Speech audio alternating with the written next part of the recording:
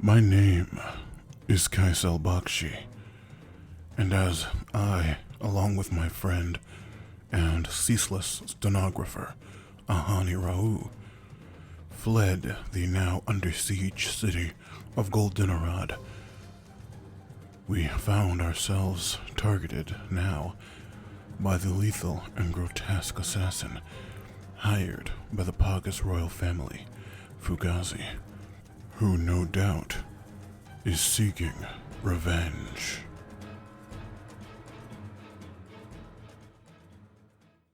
Ahani and I backed as slowly as we could to the stagecoaches. Fugazzi paced on his semi-hooven feet, with eyes locked on the prepared-for-battle duo of Artois Valoigne, Knight Lieutenant, and Mayor Kind Lehman, hardened Minotaur and close friend. As the three studied each other, Fugazzi was the first to speak up, pointing a clawed finger to Kind, but looking at Valoigne. Hey, you know, pretty boy? I came here to kill you, but this cowboy over here, I think I know him. Kind bristled. His eyes grew dark and seemed to tense with every muscle in his body. He soundlessly gripped his cord-blessed sword and hammer, gritting his teeth, and bellowed out his next words. You kidnapped my son, you blue mutant freak. And now that I got him back safe, I'm taking your head. Loudly snapping his fingers in a gesture of recognition. Oh, yeah. I remember you, boy. Huh? You're that mayor I sent to the hospital, huh? With your horn ripped out, yeah, and your own sword in your guts. Huh? Yeah, I figured you died in some ditch. I guess I'll have to rectify my little mistake, eh?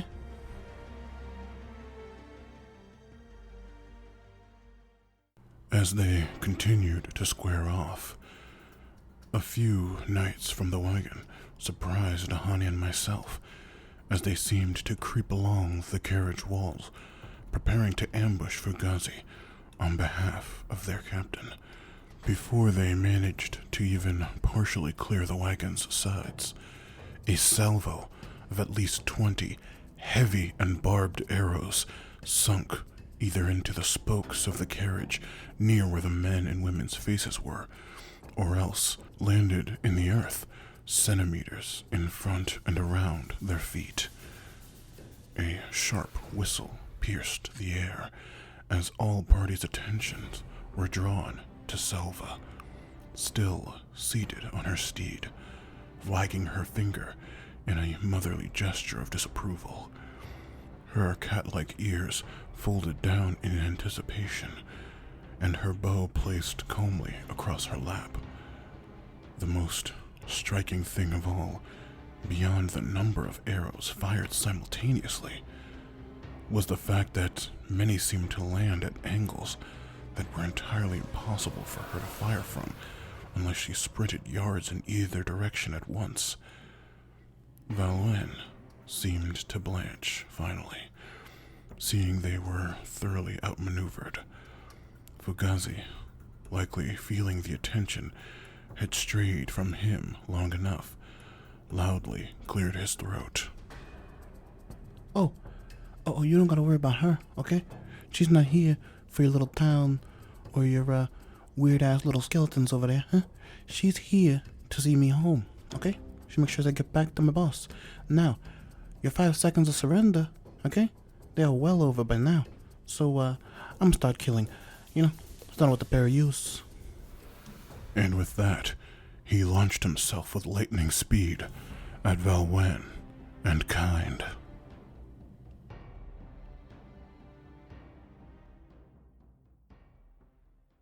Valoigne was ready. He met the swift, lunging knee of Fugazzi with the shaft of his barbed Fouchard Judgment's fang. Halting the Azure Satyr in mid-air, Artois took the opportunity to ball his sharply gauntleted fist and attempt to jab Fugazzi in the solar plexus, but found his wrist ensnared inches from contact. Pulling the knight's arm back at a dangerous angle, Fugazzi prepared to headbutt the human with his massive, crooked set of 4 horns, but suddenly found himself tackled from the side. Kind had him around the waist and several feet off the ground, as he continued to bull rush until they collided with one of the now empty, arrow-riddled carriages, reducing it to splinters and sending the panicked horses running into the fields of yellow flowers. Now seated atop the assassin, Kind swung the hammer into Fugazzi's beak, smashing a web of deep cracks into Fugazzi's muzzle. After another swing that caused Fugazzi to shriek in either pain or anger, Kind hefted his sword and readied to plunge it into the mildly portly gut of the satyr. However, Fugazzi must have decided to steal Artois' previous maneuver and jabbed Kind swiftly in the solar plexus, visibly denting the Minotaur's chest for only a moment. Loosening the grip on his paired weapons, Kind fell back from Fugazzi due to the force of the blow. Pressing his advantage, Fugazzi delivered another rising knee into Kind's chest. In the blink of an eye, the mutant had Kind by the wrist, just as he had so many days ago in front of the mayor's house.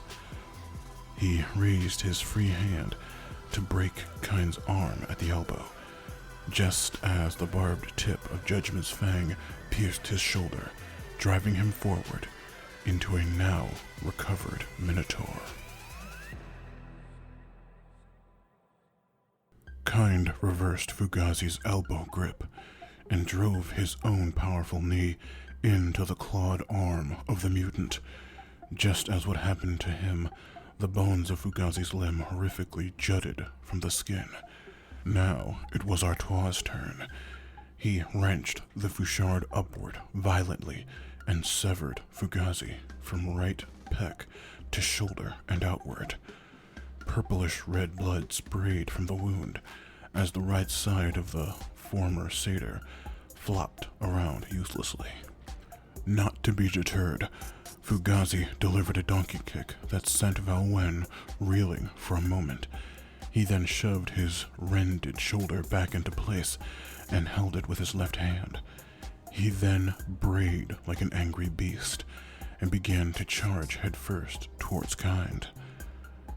Deciding not to rearm with his sword and hammer, undoubtedly channeling the spirit and strength of his mentor, King Crunturg, Kind lowered his head, growling out his father's soon-to-be famous words. For my family. He ran full charge, whites of his eyes burning bright. They collided with a crack that's force flattened the golden flowers for yards around them. Locked for a moment, but Kind's height gave him the advantage. As they struggled, Kind began to force Fugazzi's more numerous but far shorter horns downward until they nearly scraped the dirt. Just as Fugazzi seemed to be gaining a second wind, still holding his shoulder in place, Artois leapt on to the satyr's back, driving Judgment's fang through his neck and deeply embedding it into the ground. Kind then stood from their horned struggle and grabbed Fugazzi in a powerful chokehold. The gurgling squawks of the assassin still haunt me to this day, as his head was wrenched back and forth by Kind, his back held to the ground by Valoigne's boots and spear, until finally, with an echoing wet snap, Kind rose, holding Fugazzi's severed head in his grasp.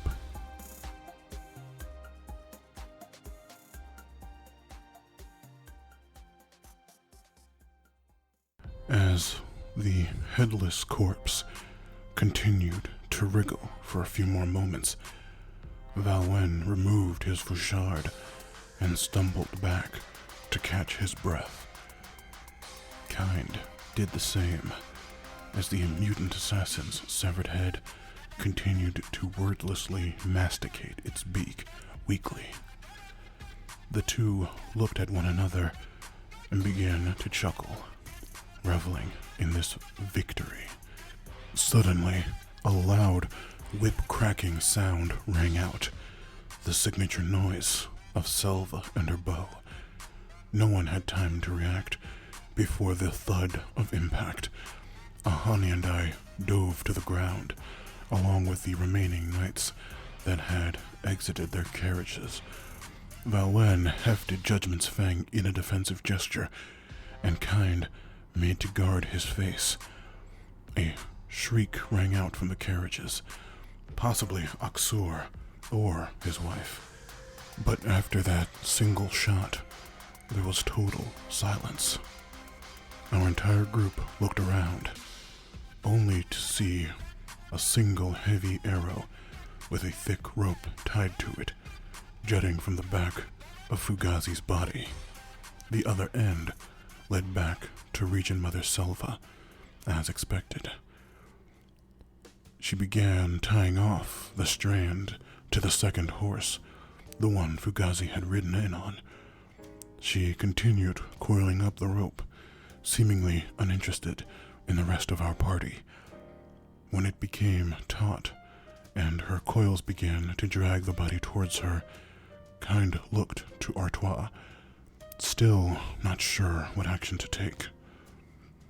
I took the opportunity to flee from beside the carriages and approach the two, careful to avoid eye contact with the severed head Kind continued to hold. I warned them that it was her that launched the salvo that destroyed most of the town. However, it was at the behest of Prince Dinge, in retaliation for all of our actions. I know a tool for killing when I see one. She may be the arrow, but that pockets bastard was the bow, and the Rajal Assad, the archer.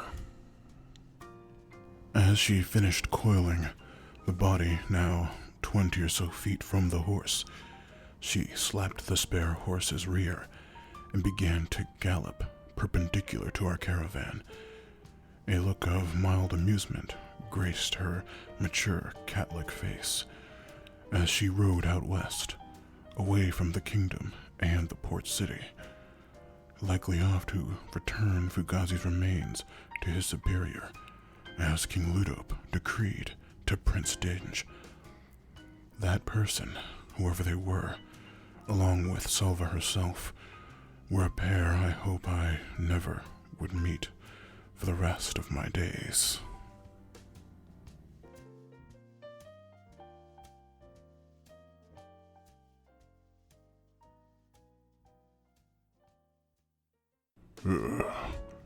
May she never darken my kingdom with her presence ever again.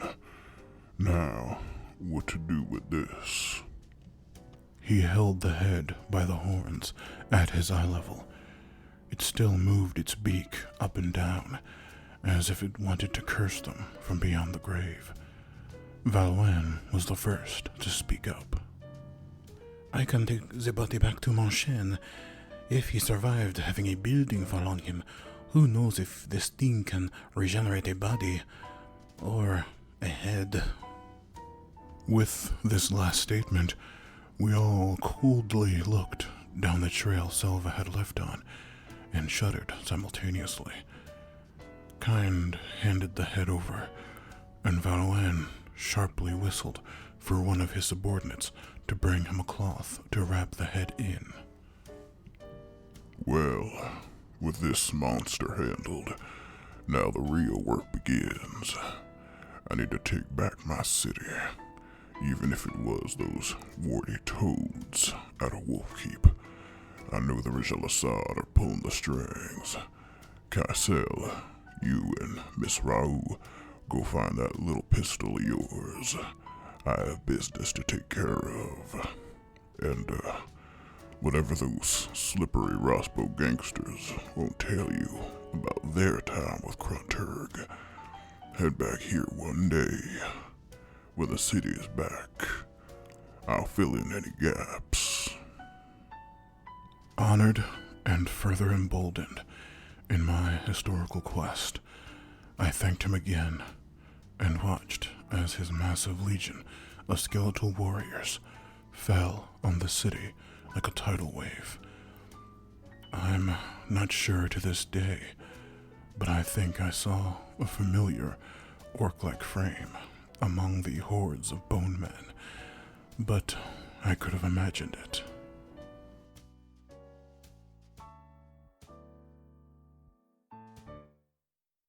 I re-entered the carriage containing Axorchungus and Soiree. As we continued to circle the town, I regaled them with the events they'd missed moments ago, as Ahani documented every moment on her never-ending supply of scrolls and notebooks. The sound of combat could be heard through our entire voyage. As we rounded the kingdom and finally arrived at the crossroads, as we took the path to Scalamandre Port, Ahani and I finally began to organize our work. Miraculously, not a single page of our adventure seemed to have been lost on the way. With Myrick in our sights, and word of the Regel Assad, as well as the Pagus royal forces retreating to their respective homelands, I had the overwhelming feeling that things were finally looking up for me. As we wrapped up our bibliography, noting sources, locations, and attributing quotes properly, if I knew what fresh hell awaited me in the coming months, I would have continued documenting all I could in this first entry of the Forgotten Minotaur King. But all of the dreadfully heinous treacheries and mass-scale slaughter we would come to face, and the full-scale war my subject King Crunturg would lead in his eventual downfall, that would need its own chronicle, and one day I shall write it.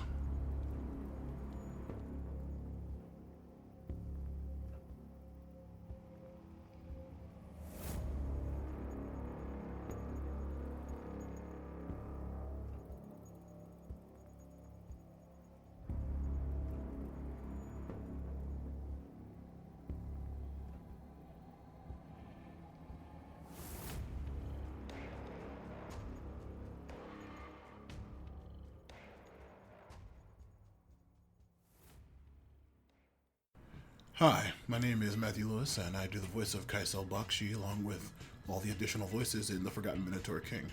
I hope you enjoy the podcast and continue to listen into the future. If you want to support my content, please donate to my Patreon, Matthew Lewis Podcasts. Subscribe to my YouTube channel, Matthew Lewis Podcasts, all one word. Follow me on Twitter at Matthew Lewis P. Or leave a positive maximum star review on your podcast app of choice. If you found this podcast, I assume you're familiar enough with the genre to know how important reviews are to the survival of a channel. And I hope you recommend this to your friends. Or if you didn't like it, you could recommend it to your enemies, and I'll teach them a lesson. Keep it sleazy, folks, and thank you.